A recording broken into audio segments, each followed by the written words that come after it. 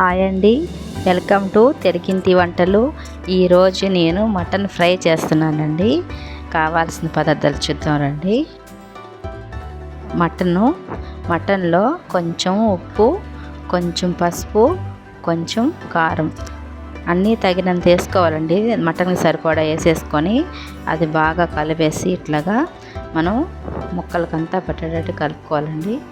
కలుపుకొని ఇది మొత్తం ఇట్లా బాగా కలిసిపోయాక చూడండి, మొత్తం ఉప్పు పసుపు కారం మొత్తం ముక్కలకు పట్టేటట్టు కలుపుకోవాలి. కలిపేసి స్టవ్ వెలిగించి స్టవ్ పైన పెట్టేసేయాలండి.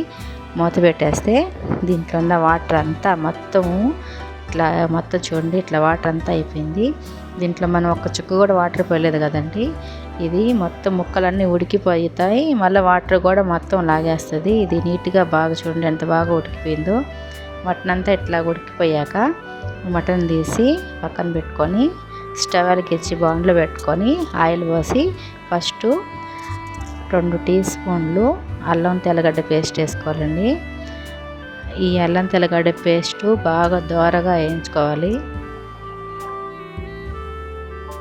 ఇది బాగా దోరగా వేయించుకున్నాక ఇప్పుడు మనం పచ్చిమిర్చి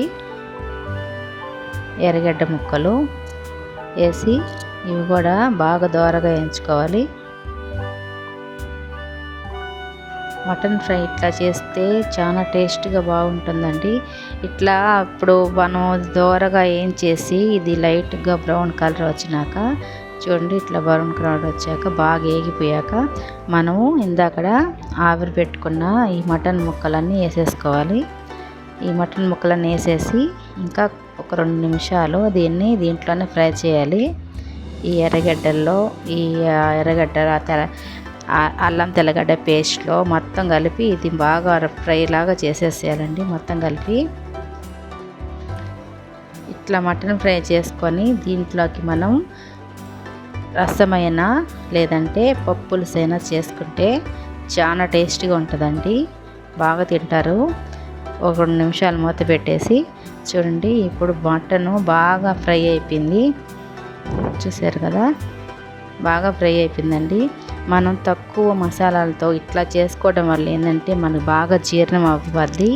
ప్రతి ఒక్కరు కూడా బాగా తినచ్చు, పెద్దవాళ్ళు పిల్లలు. ఏవేవో మసాలాలు వేసుకోకుండా ఇట్లా లైట్గా చేసుకుంటే మనం కర్రీ చాలా టేస్టీగా బాగుంటుందండి. చూడండి, ఫ్రై అయితే రెడీ అయిపోయింది.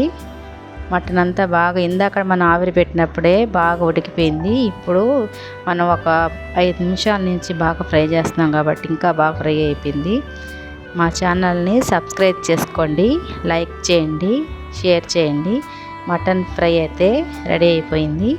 ఇప్పుడు దీంట్లోకి నేను 2 టీ స్పూన్లు గరం మసాలా వేసానండి.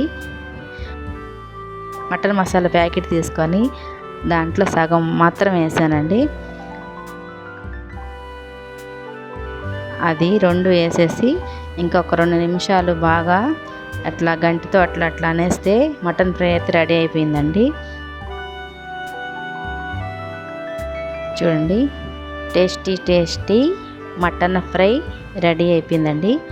మీరు ఇంకా రసం పెట్టుకొని ఈ మటన్ ఫ్రై చేసుకుంటే అందరూ సూపర్గా తినేస్తారండి. ఆ రోజు కొంచెం అన్నం ఎక్కువ వండుకోండి, ఎందుకంటే బాగా తింటారు అందరూ. ఇంకా కొత్తిమీర చల్లుకొని దించేసుకోవడమేనండి. ఇంతేనండి, మటన్ ఫ్రై రెడీ. నేనైతే 7 రైస్లో మటనే వేసుకొని తింటున్నానండి. రసం పప్పు కూడా ఉంది, కానీ నేను మటన్తోనే తింటున్నాను. చూడండి, 7 రైసు మటన్ ఫ్రై టేస్టీగా ఇప్పుడు నేను తినేస్తున్నాను. Thank you for watching.